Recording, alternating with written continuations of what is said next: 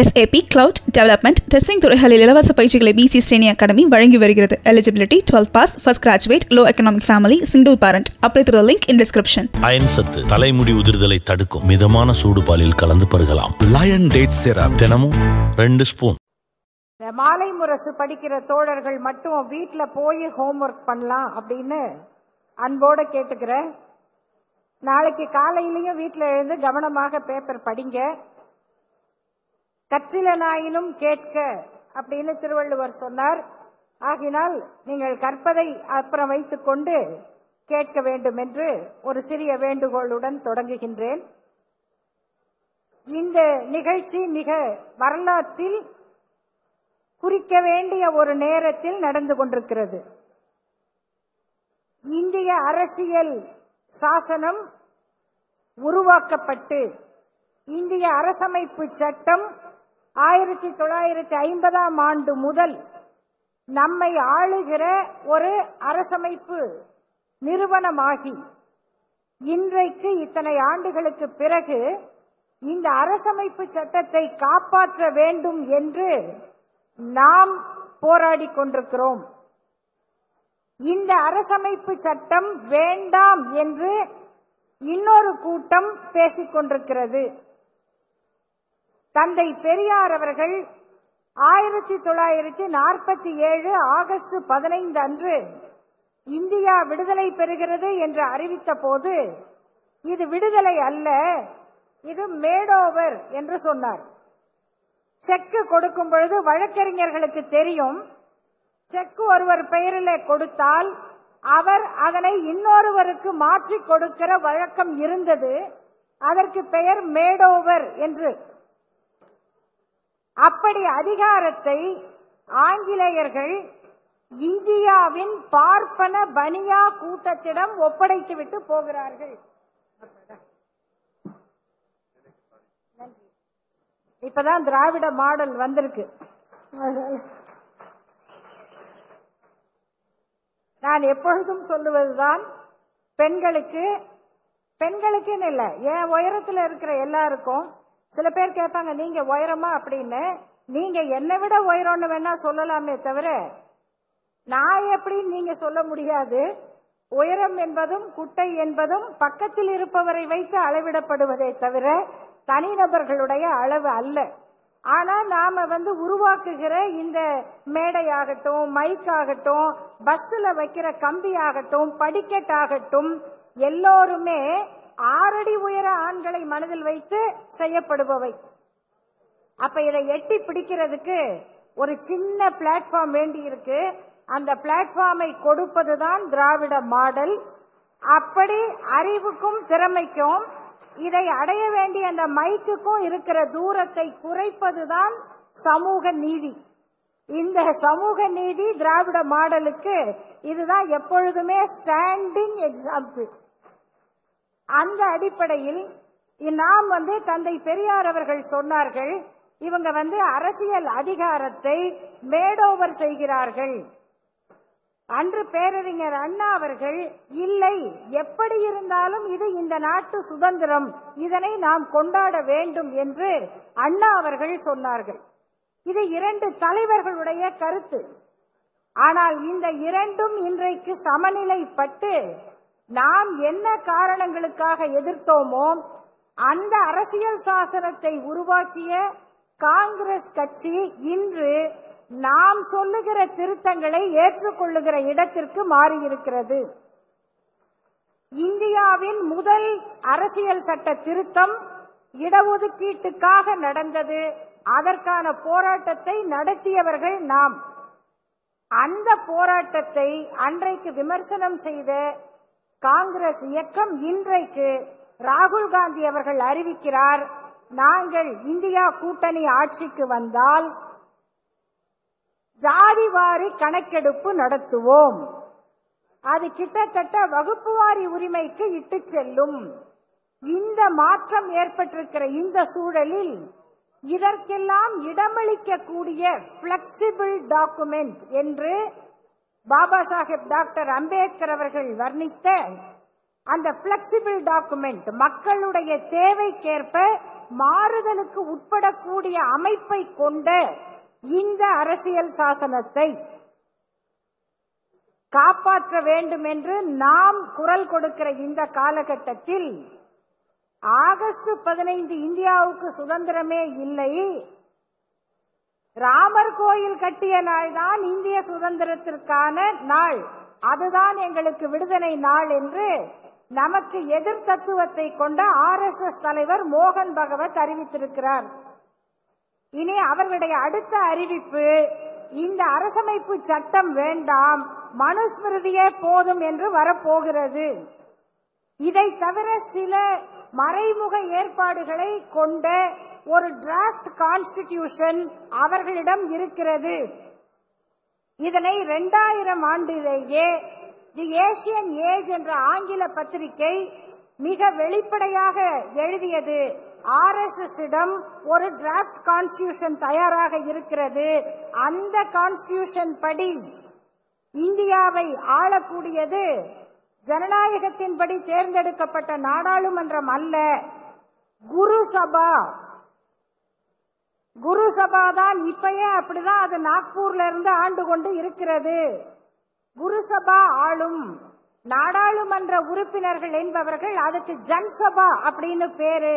சும்மா மக்கள் ஓட்டு போடுவாங்க, ஒரு விளையாட்டு மாதிரி, அவங்க முடிவெடுக்க முடியாது. அதற்கு ஒரு மிரர் இமேஜ், கண்ணாடியை போல மாநிலங்களுக்கு வித்வத் சபான்னு ஒண்ணு இருக்கும். அதுக்கு இந்த மயிலாப்பூர் ஃபைன் ஆர்ட்ஸ் எல்லாம் அங்க வந்து நிக்கும். அவங்க வித்வத் சபா நம்மை வழி நடத்துவார்கள். இந்த மாதிரியான ஒரு டிராப்ட் கான்ஸ்டிடியூஷன் ஏற்கனவே அவர்களால் தயாரிக்கப்பட்டிருக்கிறது. அதற்கான சோர்ஸ் மெட்டீரியல் என்னன்னா ஸ்மிருதிகள் தான். இந்த தத்துவ போராட்டம் தொடங்க போகிற இந்த காலகட்டத்தில் திராவிட முன்னேற்ற கழகத்தின் சட்டத்துறை நடத்துகிற இந்த மாநாடு வரலாற்று முக்கியத்துவம் பெற்ற மாநாடு என்று பதிய வைக்கப்படுகிறது. இது மிக முதன்மையான கட்டம். இந்த காலகட்டத்தில் இந்த மாநாட்டில் எனக்கு ஒரு அருமையான தலைப்பு கொடுத்திருக்கிறார்கள். அது என்னவென்றால் இந்திய அரசமைப்பு சட்டமும் மகளிர் உரிமையும் அப்படின்னு. இது ஒரு நல்ல தலைப்பு, நான் பேச வேண்டிய தலைப்பு. ஆனா நான் இப்பொழுதே ஒரு ஆலோசனை சொல்லுகிறேன். ஒரு பெரிய சட்டவியல் அறிஞர் ஹிலேர் பிராண்டன் என்று ஒரு சட்ட அறிஞர், அவங்க ஒரு புத்தகம் எழுதுறாங்க, த introduction to the feminist jurisprudence அப்படின்னு. அந்த நூலுக்கு அவங்க ஒரு முன்னுரை எழுதும் போது, சட்டங்கள் எல்லாம் ஒரே மாதிரி தான் இருக்கிறது, ஆனால் அதை செயலாற்றுகிற தன்மை, எழுதப்படுகிற முறை என்பது மாஸ்குலினிட்டியால் நிரப்பப்பட்டிருக்கிறது அப்படின்னு எழுதுனாங்க. சட்டம் நல்லா தான் எழுதுறீங்க, அதாவது பேசும்போது இலக்கணமா தான் பேசுறீங்க, பாட்டு எழுதும் போது கோட்டை விட்டுறீங்க அப்படின்ன மாதிரி. சட்டம் எழுதப்பட்டதெல்லாம் சரியாதான் இருக்கு, ஆனா நடைமுறைக்கு வர்றதுல ஏன் இந்த இடைவெளி இருக்கிறது, அதை செயல்படுத்துகிறவர்கள் யார், அந்த சிந்தனை என்னவாக இருக்கு. அதனால நான் இந்த எடுத்துக்காட்ட சொல்றேன். மாநில சுயாட்சி பற்றியும் நான் பேசுவேன் இல்லையா, இடஒதுக்கீடு பத்தியும் நான் பேசுவேன், மகளிர் உரிமை பத்தி இந்திரகுமாரும் நல்லா பேசுவாரு, சூர்யா சேவியரும் நல்லா பேசுவாரு. ஆனா நம்ம மனசுல என்ன தோணுதுன்னா, பெண்களை பத்தி ஒரு தலைப்பு பேசணும்னா அத பெண்கள் தான் பேசணும் இல்லையா, இல்ல ஒரு பெண்ணை பேச கூப்பிடணும்னா அவங்களுக்கு பெண் சம்பந்தப்பட்ட தலைப்பு தான் கொடுக்கணும். இப்படியான ஒரு ஸ்டீரியோ டைப்பிங் நம்ம மனதில் சமூக சிந்தனையாக, சோசியல் சைக்கியாக பதிய வைக்கப்பட்டிருக்கு. அதை மீறி நாம எங்க சிந்திக்க முடியும் என்று சொன்னால், ஒரு சமூக சிந்தனை பின்னணி இருந்தாதான் சிந்திக்க முடியும். அப்படி சிந்தித்தவர்கள் தான் சட்டத்தை உருவாக்குகிறார்கள். அந்த சட்டத்துக்கும் செயல்பாட்டுக்கும் நடுவில் ஒரு சின்ன இடைவெளி இருக்கும். இந்த அடிப்படையை புரிந்து கொண்டால்தான் சட்டத்தின் நோக்கம் வெற்றி பெறும் என்கிற முதல் கருத்தை பதிய வைக்கிறேன். ரெண்டாவது, இந்திய அரசமைப்பு சட்டத்தில் பெண்களுக்காக என்று வழங்கப்பட்ட உரிமைகள் உண்டு. ஆண்களுக்கும் சேர்த்து பொதுவாக சொல்லப்பட்ட உரிமைகளில் பெண்களுக்கு பயன் தரக்கூடியவை நிறைய உண்டு. ஆர்டிகிள் 14 சட்டத்தின் முன்னிலையில் அனைவரும் சமமாக கருதப்பட வேண்டும். எல்லா உரிமைகளும் அனைவருக்கும் கிடைக்கும். யாரையும் எந்த வேறுபாடும் காட்டக்கூடாது. 15 இதனுடைய தொடர்ச்சி. 16 அரசு தொடர்பான வேலைகள் போன்றவற்றில் எல்லாரும் சமமா இருக்கணும். இந்த சட்டப்பிரிவுகளில் 15(3) அரசியல் அமைப்புடைய ஆர்டிகிள் 15(3) இதுதான் அரசமைப்பு எழுதப்பட்ட போதே இருந்தது. அந்த பிரிவு என்ன சொல்லியது? ஆர்டிகிள் நிறைய முந்தியெல்லாம் கேட்பாங்க, இந்த பேருந்துல பெண்களுக்கென்று இடம் ஒதுக்கும் போது அப்பதான் ஆண்களுக்கு பெண் உரிமை பற்றி எல்லாம் ஞாபகம் வரும். அப்ப பஸ்ல ஏறி கேட்பாரு, ஏங்க மத்ததுல எல்லாம் ஈக்குவல் ரைட் பேசுறீங்க, பஸ்ல மட்டும் தனியா சீட்டு கேக்குறீங்களே அப்படின்னு. அவங்க காலையில எந்திரிச்சு வீட்டுல வேலை செஞ்சு சமையல் பண்ணி பிள்ளைங்களுக்கு பேக் பண்ணி கொடுத்துட்டு ஓடி ஓடி பஸ்ல ஏறி வர்றாங்க. அவங்களுக்கு கால் வலிக்கும், இடுப்பு வலிக்கும், அவங்களுக்கு உட்கார இடம் வேணும். நீங்க காலையில எந்திரிச்சு வீட்டுல பெஞ்ச தேய்ச்சிட்டு காஃபி கொடுத்தா அதை மெதுவா குடிச்சிட்டு மெதுவா நீங்க குளிக்கிறதுக்கு ஒருத்தர் சுடு தண்ணி வச்சு குளிச்சு கிழிச்சு புறப்பட்டு வர்றதே பெரிய வேலையா வர்றீங்க. நீங்க கொஞ்சம் நின்னுகிட்டு கூட வரலாம், தப்பு இல்ல, உங்க கால் கொஞ்சம் வேலை தான் செய்யட்டும் அப்படின்னு அப்போ நிறைய பேசுவாங்க ஒரு கட்டத்துல. அப்ப எந்த இடஒதுக்கீட்டு தத்துவத்துக்கும் இதேதான், எல்லாம் ஈக்குவல்ங்கிறீங்களே, அப்புறம் ஏங்க ரிசர்வேஷன்? இப்பயும் அறிவாளிகள் கேக்குறாங்கல்ல, ஜாதி பேரை ஏங்க போடணும் அப்படின்னு. இந்த கேள்விகளுக்கெல்லாம் விளக்கம் கொடுத்த 15(3) என்கிற பிரிவு அரசியல் சாசனத்துல இணைக்கப்பட்டது.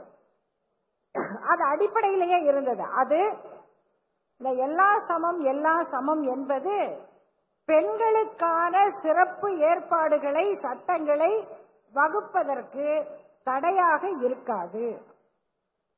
அது பாசிட்டிவ் டிஸ்கிரிமினேஷன், அவங்களுக்கு முன்னுரிமை கொடுப்பது.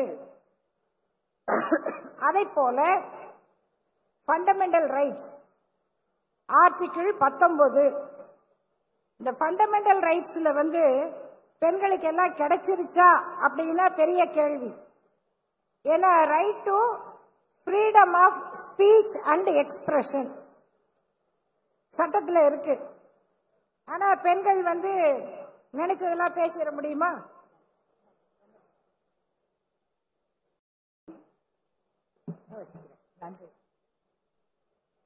பெண்கள் நினைச்சதெல்லாம் பேசிட முடியுமா? எழுதிட முடியுமா? ஒரு ஆண் எழுதுவதையே ஒரு பெண் எழுதினால் அது எப்படிங்க பொம்பளை அந்த மாதிரி எழுதலாம்? அது எப்படி ஒரு பொம்பளை அப்படி பேசலாம்? இன்னைக்கும் கேக்குறாங்க. அப்ப right to freedom of speech and expression India பூரா எங்க வேணா போலான் இருக்கு. பக்கத்து ஊருக்கு பஸ்ல போறதுக்கே பிரச்சனையா இருக்கு. ஏன் இத்தனை மணிக்கு போன? ஒரு அஃபென்ஸ் நடக்குது, ஒரு தப்பு நடக்குது, ஒரு குற்றம் நடக்குது அப்படின்னா ஒரு பெண்ணுக்கு 9 மணிக்கு 10 மணிக்கு ஒரு பஸ் ஸ்டாண்ட் பக்கத்துல ஒரு வன்முறை நடக்குது. அப்படி வன்முறை நடந்தா இங்க வந்திருக்கிறவங்க எல்லாரையும் கேட்கிற, எத்தனை பேர் இத டிவியில பாக்குறவங்களும் யோசிச்சு சொல்லுங்க, எத்தனை பேர் 9 மணிக்கா ராத்திரி 9 மணிக்கு அந்த பக்கம் போற திருடன் யாரு? ராத்திரி 9 மணிக்கு அந்த பக்கம் பொம்பளைங்களை வம்பிழுக்கிறதுக்கே நிப்பானே அந்த பொறுக்கி யாரு அப்படின்னு கேப்பீங்களா? 9 மணிக்கு இவ எதுக்கு அங்க போனான்னு கேப்பீங்களா? 9 மணிக்கு அங்க யார் நிப்பா, யார் குற்றவாளின்னு கேட்டா நம்ம மூளை சரியா வேலை செய்யுதுன்னு அர்த்தம். 9 மணிக்கு இந்த பொண்ணு ஏன் அங்க போனான்னு கேட்டா அந்த குற்ற மனப்பான்மை உங்க மனசுலயும் இருக்குன்னு அர்த்தம். 9 மணிக்கு அப்படி ஒரு பொண்ணு போனா அவளுக்கு அந்த குற்றம் நடக்கலாம், நடக்கணும், நடக்கும் அப்படின்னு நினைக்கிற எல்லா மனசுமே குற்ற மனப்பான்மை தான். அதான் மென்ஸ்ரியா. இத அங்க செயல்படுத்துறவன் தான் ஆக்டர்ஸ் ரியஸ்க்கு வர்றான். ஆகையினால அந்த மென்ஸ்ரியா நம்ம மனசுல இருக்க கூடாது அப்படின்னு அரசமைப்பு சட்டம் சொல்லுது. Article 21 right to life. Supreme court சொல்லுது ரைட் டு லைஃப்ங்கிறது வெறும் உயிரோட இருக்கிற உரிமை அல்ல, right to live with dignity. மனித மாண்போட மரியாதையோட மானத்தோட வாழ்ற உரிமை தான் ரைட் டு லைஃப். 23 என்ன சொல்லுது? Right against exploitation. டிராபிகிங், பெண்களுடைய உடலை வியாபார பொருளாக ஆக்காமல், பெண்ணுடைய உடலை வணிக பொருளாக்காம தாக்காம, அத ஒரு சந்தக்கடை மாதிரி நினைக்காம, கூட்டத்துல ஒரு பெண் நடந்து போனா அந்த பெண்ணை உரசி போறதுதான் தன்னுடைய உரிமை அப்படின்னு மூளை அழுகி போகாம ஒரு பண்பட்ட சமூகத்துல வாழ்றதுதான் ரைட் டு லைஃப். இத அரசமைப்பு சட்டம் சொல்லுது. அவளுடைய விருப்பத்துக்கு எதிரான பழக்க வழக்கங்களுக்கு உட்படுத்த கூடாது. Right of choice to marriage கூட ஆர்டிகிள் 21 வரும். ஒரு பெண் யாரை திருமணம் செய்யணும் செய்யக்கூடாது அப்படின்னு அந்த பெண் முடிவு செய்வது, இதெல்லாம் இருக்குங்க. அதுக்கப்புறம் ஆர்டிகிள் 36 இருந்து 51 வரைக்கும் பார்ட் 4 பிரின்சிபிள்ஸ் என்னது? டைரக்டிவ் பிரின்சிபிள்ஸ், அரசுக்கான வழிகாட்டு நெறிமுறைகள், சம கூலி சம வேலை எல்லாம் சொல்லுது. இதெல்லாம் அரசமைப்பு சட்டத்துல இருக்கு. ஆகையினால இது முதல்ல நாம மனதில் பதிய வைத்துக் கொள்ள வேண்டியது, ஒரு பெண் சுதந்திரமாக வாழ்வதற்கான, சமமாக வாழ்வதற்கான, மனித மாண்புகளோடு வாழ்வதற்கான அனைத்து உரிமைகளுக்கும் அரசமைப்பு சட்டம் வழிவகை செஞ்சிருக்கு. இது 2வது கருத்து. 3வது, அதுக்கும் நமக்கும் என்ன தொடர்பு? இந்த சட்டங்கள் அமைந்ததுல திராவிட இயக்கத்துக்கு என்ன பெருமை அப்படின்னு கேட்டா, இந்த அரசமைப்பு சட்டத்தின் பிரிவு 14 இருந்து 23 வரைக்கும் சொல்லப்படுகிற அடிப்படை உரிமைகள் தொடங்கி அரசியல் நெறிமுறைகள் வரைக்கும் அத்தனையும் நம்முடைய சுயமரியாதை இயக்க மாநாட்டு தீர்மானங்களாக நிறைவேறியவை. 2 மட்டும் சொல்றேன். 1929 செங்கல்பட்டு சுயமரியாதை மாநாட்டு தீர்மானங்கள். இது நமது குறிக்கோள் அப்படிங்கிற பேர்ல திராவிடர் கழகம் வெளியிட்ட வெளியீடு. இதுல அந்த தீர்மானங்கள் எல்லாம் இருக்கு. அதுல முதன்மையானதாக சொல்றாங்க, பெண்களின் கல்யாண வயது 16க்கு மேற்பட்டிருக்க வேண்டும் என்றும், மனைவி புருஷன் இருவரில் ஒருவருக்கொருவர் ஒத்துவாழ இஷ்டமில்லாத போது தம்முடைய கல்யாண ஒப்பந்தத்தை ரத்து செய்து கொள்ள உரிமை இருக்க வேண்டும் என்றும், விதவைகள் மறுவிவாகம் செய்து கொள்வதற்கு உரிமை இருக்க வேண்டும் என்றும், கல்யாணம் செய்து கொள்ள விரும்பும் ஆண்களும் பெண்களும் ஜாதி மத பேதமின்றி, ஆர்டிகிள் 21, ஜாதி மத பேதமின்றி தங்கள் மனைவி புருஷனை தேர்ந்தெடுத்துக் கொள்ள பூரண உரிமை அளிக்கப்பட வேண்டும் என்றும், அதற்கேற்றவாறு கல்யாண சடங்குகள் திருத்தப்பட வேண்டும் என்றும், கல்யாணம் முதலிய சடங்குகளை சொற்ப செலவில் நடத்த வேண்டும் என்றும் இந்த மாநாடு தீர்மானிக்கிறது. இது 1929. அதை போல பொது இடங்களில் ஆர்டிகிள் 14 சொல்றமே, அந்த பொது இடங்களில் நடமாடக்கூடிய உரிமை எல்லோருக்கும் இருக்க வேண்டும். நம்மவர்கள் தினசரி வாழ்க்கைக்கு அத்தியாவசியமான, இது ஆர்டிகிள் 14க்கான விளக்கத்தை சட்ட புத்தகத்துல படிச்சீங்கன்னா இருக்கும். எக்ஸ்பிளனேஷனுக்கு போய் படிச்சா இதுதான் இருக்கு. தினசரி வாழ்க்கைக்கு அத்தியாவசியமான ரஸ்தா, ரோடு, குளம், கிணறு, கோயில் முதலியவைகளில் நாம் சம உரிமை அடைவதற்கு முடியாதபடி சுயநலக்காரர்கள் தடையாக இருப்பதால் அவ்வுரிமைகளை நிலைநாட்டவும் சுயமரியாதைக்கு விரோதமாக உள்ள இடங்களிலெல்லாம் சுயமரியாதையை நிலைநாட்டவும் சாத்வீக முறையில் சத்தியாகிரகம் செய்ய வேண்டும் என்றும் இந்த கூட்டம் தீர்மானிக்கிறது. இதெல்லாம் வந்துருச்சு. பெண்களுக்கு சொத்துரிமை, பெண்களுடைய வாரிசு உரிமை, இவை அத்தனையும் அரசியல் சாசனத்தில் சொல்லப்பட்ட உரிமைகளை 1929, 30, 31 ஆகிய ஆண்டுகளில் சுயமரியாதை இயக்க மாநாடுகள் போட்ட தீர்மானங்கள் பேசியிருக்கின்றன. அடுத்தது, இந்த அரசமைப்பு சட்டத்தில் சொல்லப்பட்ட வழிகாட்டு நெறிமுறைகளில் பெண்களுக்காக என்னென்ன சிறப்பு திட்டங்கள் உருவாக்கப்பட வேண்டுமோ அவற்றை உருவாக்கி இந்தியாவிலேயே பெண் கல்வியில் பெண்கள் முன்னேற்றத்தில் முதன்மை மாநிலமாக இன்றைக்கு அறிவிக்கப்பட்டிருக்கிற இடத்தை தமிழ்நாடு அரசுதான் பெற்றிருக்கிறது. அந்த உரிமையையும் பெருமையையும் பெற்றதற்கு அரசியல் சட்டப்படி அமைந்ததால் மட்டுமல்ல, அதற்கும் அடிப்படையான தீர்மானங்களை இயற்றிய இயக்கம் என்ற அடிப்படையில் திராவிட முன்னேற்ற கழகத்தினுடைய ஆட்சி காலத்தில் இந்த சர்டிபிகேட்டை நம்ம சொல்லல, தமிழ்நாடு அரசு கொடுக்கல, ஒன்றிய அரசினுடைய நல்வாழ்வுத்துறை அறிவிச்சிருக்கிறது. பெண்களுடைய கல்வி முன்னேற்றத்தில் முதல் இடத்தில் இருப்பது தமிழ்நாடு. இது மட்டும் போதாது என்பதை உங்கள் நினைவில் கொள்ளுங்கள்.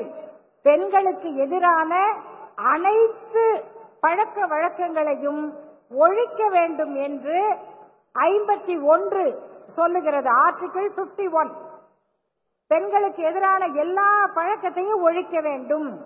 அதெல்லாம் ஒழிச்சிட்டோமா? பெண்களுக்கு எதிரான சொல்லாடலை ஒழிக்கிறோமா? பெண்களுக்கு எதிரான சிந்தனைகளை மாற்றிக்கொண்டோமா? இதையெல்லாம் செஞ்சு முடிச்சாதான் முழுமையான அந்த நோக்கத்தை நாம் அடைந்ததாக கொள்ள முடியும். அந்த அடிப்படையில் இந்திய அரசமைப்பு சட்டம் வழங்கிய பெண்களுக்கான உரிமைகளை பெற்றுக் கொடுப்பதிலும் வெற்றியாக கொடுப்பதிலும் முன்னிற்கும் தமிழ்நாடு அரசு திராவிட முன்னேற்ற கழகத்தினுடைய அந்த சட்டப்பிரிவு நடத்துகிற இந்த மாநாட்டில் இந்த கருத்துக்களை உங்களோடு பகிர்ந்து கொள்ள வாய்ப்பளித்தமைக்கு நன்றியை தெரிவித்துக் கொள்கிறேன். கடைசியா ஒரே ஒரு திருத்தம். அன்புக்குரிய பேராசிரியர் சூர்யா சேவியர் அவர்கள் பேசும் பொழுது கான்ஸ்டிடியூஷன்ல பெண்கள் என்ற சொல் இல்லை என்று நான் சொன்னதாக குறிப்பிட்டார்கள். அது நாங்க அவசரமா பேசும் பொழுது அது சரியா அவருக்கு செல்லலன்னு நினைக்கிறேன். நான் குறிப்பிட்டது கான்ஸ்டிடியூஷன்ல இல்லை என்று சொல்லவில்லை. அரசியல் சட்டத்தை எழுதிய குழுவில் பெண்கள் யாருமே இல்லை. இந்த டிராஃப்ட் கமிட்டி இருக்கே, அதுல 2 பக்கத்துக்கு பிரதிநிதித்துவமே இல்லை. பேக்வர்ட் கிளாஸ்ல இருந்தும் யாரும் இல்லை, பெண்கள்ல இருந்தும் யாரும் இல்லை. அப்படிதான் அந்த டிராஃப்ட் கமிட்டி செயல்பட்டது என்பது ஒரு செய்தி. ஆனால் அதனால பெண்களுக்கான உரிமைகள்ல அரசமைப்பு சட்டத்துல குறை எதுவும் ஏற்பட்டுல. ஒரே ஒரு குறை இருக்கு, அது எல்லாருக்குமானது. அது என்னன்னா, தனிப்பட்ட வாழ்க்கை சட்டத்தை பொறுத்த வரைக்கும் அவரவருடைய மத சட்டங்களே செல்லும் என்று ஏற்றுக்கொண்டது எல்லோருக்குமான ஒரு பிரச்சனை. அது பெண்களுக்கு மட்டுமல்ல, ஆண்களுக்கும் உள்ள பிரச்சனை தான், சமூகத்துக்குள்ள பிரச்சனை. அந்த அளவில் என்னுடைய உரையை இத்துடன் நிறைவு செய்கிறேன். நன்றி, வணக்கம்.